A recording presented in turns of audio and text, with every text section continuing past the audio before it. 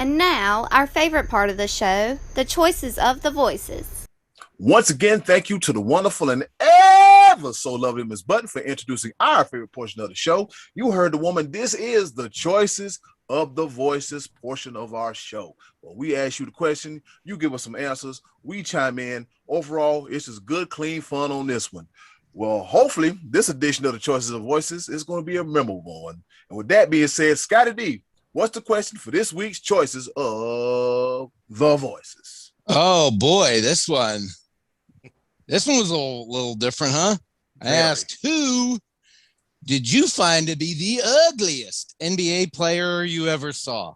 And we had some really funny responses, some ones that I wasn't quite expecting, but some are pretty darn good. Eddie, cool?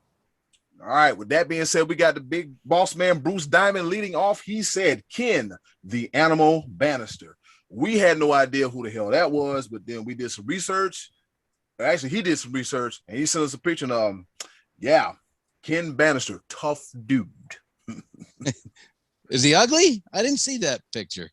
Yeah, he's just tough. He look like he chews bricks when he wakes up in the morning for cereal for breakfast. Yeah. I wouldn't have to fight him. I had to throw a rock and run. Dead ass, I would. All right, moving on, the best name in the game, JoJo Comfort. He said the first three that came to mind were Popeye Jones, Chris Kaman, and George Murasan. I have to give the nod to Chris Kaman. Dude looks like he put his face in a wood chipper and chews on gravel. Hall of Fame comment right there. Choices of the voices, best name in the game, JoJo Comfort. Didn't Kaman have like a thin, like almost like baldy locks kind of hair too, where he looked like he was bald but still had long hair at the same time? Yeah, he was getting his Hulk Hogan on. Yeah. He was baldy locks. Very, very thin at the top. Very, very thin at the top. And he was young. He was so young. So young, man. Yeah. How the hell you gonna have these issues and be so young, man? So doggone young. All right, Uncle Max, the Hall of Famer, he says the Senior Citizen Society votes for Joakim Noah and the 16-team college football playoff. Uncle Max said he's not done. Uncle Max said one more for the good guys. That's the same person I mentioned. I think that is your only vote. One more for the good guys. Oh, Uncle Max, the gift that keeps on giving, man. Love it, love it, love it. And yeah, on Joakim Noah, that's ugly dude. That's pretty ugly dude. ain't gonna lie about that. Bruh, close your eyes, you can still see how ugly he is. Jeez. Woo. Moving right along, we got Rodney, Hot Rod, Rodney Bellamy. He said Sam Cassell. He could hoop, but damn. Damn. Yeah. Just damn. Just plain damn. Good old Sam Cassell. Sam Cassell, who should be getting him a head coaching job soon too. Sam Cassell. I thought he had the look. The big smile, the big happy smile face. Them eyeballs could be just a little bit closer together. They was just out here, and man, I'm not the prettiest person in the world, but yeah, Sam Cassell. Yes, you are. Ooh, yeah. All right. I just had a random thought. How in the hell did professional wrestler Beautiful Bobby Eaton earn the name Beautiful Bobby? Have you seen Beautiful Bobby Eaton? Have you seen the guy? That's neither here nor there. Trey Dizzle. I'm sorry. Wait a minute. I'll skip somebody. I'm sorry. Matty Ice, Martin Tracy. Trey Dizzle, we get to you shortly because it's good too. Matty Ice said, well, one of my favorite players who was at the end of his career got another ring with the Celtics. I'm hoping he might be our next coach, but I always like this game. Underrated too, but had a multiple champion I call Alien. Okay, I'm getting it together, Matty Ice. World's longest run-on sentence, but I love you though. I called him Alien. That's 2 for Sam Cassell. He might have looked funny, but his game was pretty and out of this world. Yeah. That's 2 for Sam Cassell, fellas. Wow, Sam Cassell. Yeah, good old Sammy Cassell. Sam Cassell. All right, Trey Dizzle, here we go. The foolishness portion of the show. He says, Trey Duke, he says, Dennis Rodman is uglier than Dak Prescott's passes. Oh man. Well, first of all, as the Dennis Rodman of the show, Dennis Rodman's not that bad looking of a guy. Yeah. I mean, Oh, I mean, are we looking at the same? He scored Carmen Electra, Madonna, and countless others of no name that we know of. I mean, you right. I can't really argue with that. But then he went too far with the tattoos and the piercings, and then that's where it started getting a little suspect, little sus. Yeah, little ooh. All right, wearing a wedding dress. He wasn't very good. He was an ugly woman. He had the wedding dress on. He was an ugly woman.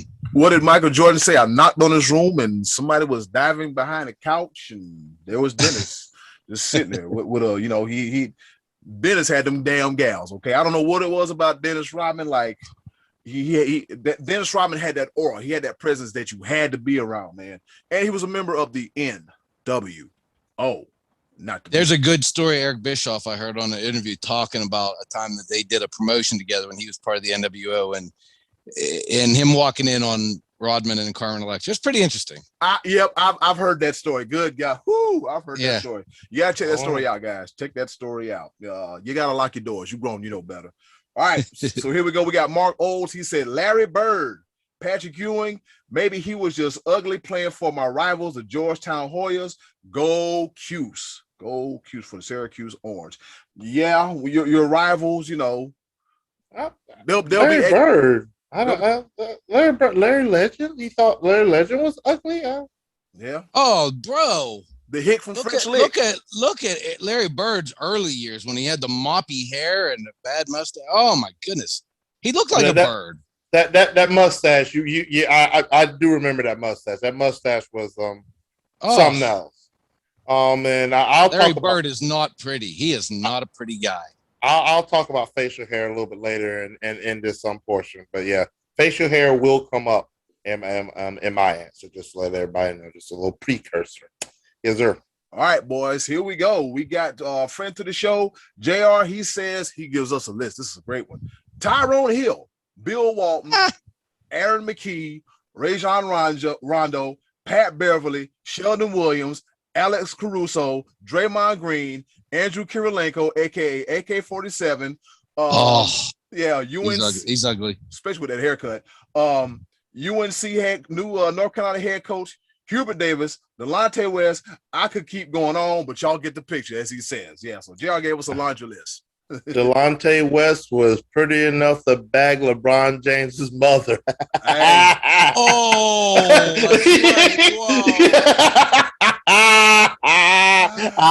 had to say it. And that's why he got excommunicated. Prayers to Delonte West, but damn, because he's going through a struggle. But LeBron James had that man excommunicated. He blackballed the hell out of it. Yeah, he got to go. Mom Dukes, bro, really. Ooh, that's my mama, dude. That's my mama. What did you do? 8-6. By law, in all 50 states and some of these territories that the U.S. own, you gotta go. We go to mess with somebody's mama, all right? And call yourself a teammate and be, hi, LeBron, I'm eating your food snacks. But anyways, that's neither here nor there. Flashbacks. Let me stop before I get myself in trouble on this podcast. All right, we got Joe Gaffigan, Joey Buckets. He said George Muresan was ugly, and his hoop game was pretty awful too. I see him in the grocery store by my house. He's a giant. Everybody shows him love. Nice guy, but a little just not pretty guy. Looking like the bottom of somebody's foot. Yeah, just looking a little TU. He had a long head. Yeah. Head, gummy, toothy smile. Yeah, he was just a little wild looking. Scotty D, with that being said, who you got? Well, those ones I put the pictures up of I consider ugly. Trae Young, Popeye Jones, and Muresan. I didn't think anybody mentioned my boy, the crier, Adam Morrison. That was an ugly dude. He had that little, speaking facial, that little 2 o'clock shadow up over the little caterpillar. I found the late Sean Bradley to be hideous. I thought he was very, very ugly. Some about those real tall guys. Manute Bol, not pretty. How about you guys remember Hedo Turkoglu? Yeah, Hedo From a Turkoglu. very ugly Sacramento Kings team of the early 2000s. I think they had Bobby Humphrey and Stojakovic. That was an ugly group. Vlade wasn't really that pretty, but the one I got to go with is actually kind of Larry Bird and his boys, because when you look at the early 80s Celtics, there wasn't a pretty dude in the starting five. Robert Parrish was probably the best looking dude on the floor. That dude was ugly with that big forehead. DJ, not pretty. Danny Ainge, hideous. McHale looked like a ghost. He was very difficult to look at. And then Bird with the moppy hair and the beak. And then they went and added Bill Walton, who looked like an ogre. That was an ugly team right there, man. That was an ugly team. All apologies, Matty Ice. I know they were great. I know Bird was fantastic. But that team was tough on the eyes up there in Boston in the early 80s. So I'm just going to give all those dudes my prize. He said the 1980s Celtics. Wow. Yeah. Wow. The whole Celtics team. Yeah. Go ahead, Be Live. I am so glad you did that, because my ugliest players has a theme of its own. I'm gonna start off with honorable mention. And it's going to be of the international version, because I too put Manute Bol on my team. Also, I'm pretty sure they're related, but Bol is his son. I'm about to say that's his son. So yeah, and I had to go ahead and throw in Taco Fall in there as well. So Taco. Taco, bruh. But when it comes for my starting lineup I got a starting lineup. And the most beautiful part about this starting lineup is all 5 of these players all went to the same college. And they went to the University of Kentucky, starting off with Rajon Rondo. Head. And then we're going to sneak in Willie Cauley-Stein. Yeah, that's an ugly dude. That's an ugly dude. Throw in Karl Anthony Towns. Okay. Then Nerlens Noel. Oh, yeah. With the flat top and the I think he got away from the flat top. Doesn't he have the dreads now? He's got the dreads now. He got something. That's called something. Something. But the MVP of the ugliest person, I don't care. I said what I said. Somebody needs to take some clippers to it. I just can't stand that unibrow, Anthony Davis. Oh man, I can't stand that unibrow. It's his thing now, and I get it. He won't shave it because it's a personality. It's a personality of his own. It's trademark. Man, come on, bruh. But literally, all 5 of those guys. Oh, what was University the dude of Kentucky? What was the dude that played for UConn that had no hair? Remember, he had no eyebrows. Oh, I know. Ooh, Charlie. that's Villanueva. That's Charlie. Yeah. Oh, but he could split up some brow time with Anthony Davis and even that out for him. But Charlie Villanueva have like a medical condition to where he couldn't wear some of that. Didn't he have a bout with leukemia or something like that? Might have been, may have been. And somebody made an offhand comment about he looked like a cancer patient, and that didn't go over well. Yeah, but he had no eyebrows, and Anthony Davis has too much eyebrows. You know, all the eyebrows. Split that up. It might be 2 good-looking fellas right there. He had Anthony Davis had a whole woolly bear caterpillar on his head, and if you live in Ohio, northeast part of Ohio, you know what a woolly bear caterpillar is. Yep, they sure do. Shout out to Dick Connor. That's crazy. So over the years, we've seen a lot of dudes on a local level, on a collegiate level, and on a professional level. But every time I saw this dude, he played for the Mavericks. He played for all kind of teams, and his name, he was on TV. Let's just say I would take this dude with me in a back alley fight, and he wouldn't have to throw a punch. He would have to stand there and look crazy. I don't know which arena it is, but the PA announcer would pronounce their name and he'd be like, man, whatever. I would have to say the one, the only, Popeye Jones. Popeye. Popeye Jones. Popeye, hey, look, so I would like if I'm in a back alley fight, I would have Popeye Jones beside me just to stare at him. Just to hey, I don't want no trouble. But Popeye, smile. I am smiling. Yeah. Popeye had that bald head and them ears that point out like that, and looked like I wish somebody would do something to me. He just had this look of like, yeah. So I mean, I don't think Popeye never got any flack in the NBA. I think he was well liked. Yep, I heard he was a nice guy. He was I think he was a nice dude. Yeah, he was well liked, but that damn Popeye Jones. I think he's an assistant coach for someone somewhere at this point, if I'm not mistaken. But yeah. He was a guy that never I think he was a little bit more heralded coming into the NBA as a top prospect and was a marginal player. I mean, he was like a decent role player, but yeah, Popeye was not pretty. Yeah, Popeye was at best he was serviceable, and I will say that. All right, that about does it for this edition of the Choices of the Voices. Shout out to Be Live and the Starting Five. Wow, that was awesome in the honorable mention. Yeah, that was good. Yep, Scotty, yours is good as well too. Shout out to Big Boss Man Bruce, JoJo Comfort, Uncle Max, Rodney Hot Rod, Bellamy, Matty Ice, Trey Dizzle, Mark Olds, and JR for their contribution for this week's Choices of the Voices. With that being said, Scotty D, what's on tap for next week? Well, it's a tough act to follow. Next week we can't be as good as this week because this was one of my favorite ones we ever did. But next week we're just gonna dial back a little bit and talk a little bit of baseball and just give you this is a either or choice next week. What is the better baseball movie with Kevin Costner, Field of Dreams or Bull Durham? And tell us why. We've all seen those two movies. They're classic baseball movies. We're in the baseball part of the year.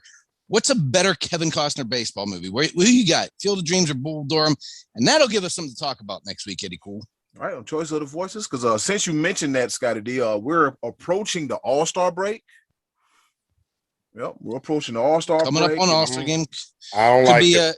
Could be a game of BS coming up in there somewhere, I would imagine. Yeah, just a little bit. But yeah, I can't wait to see the home run derby. They're in Coors Field, and the ball just travels to like Utah or something like that. Supposed to be in Atlanta. Yeah, things happening. It really is.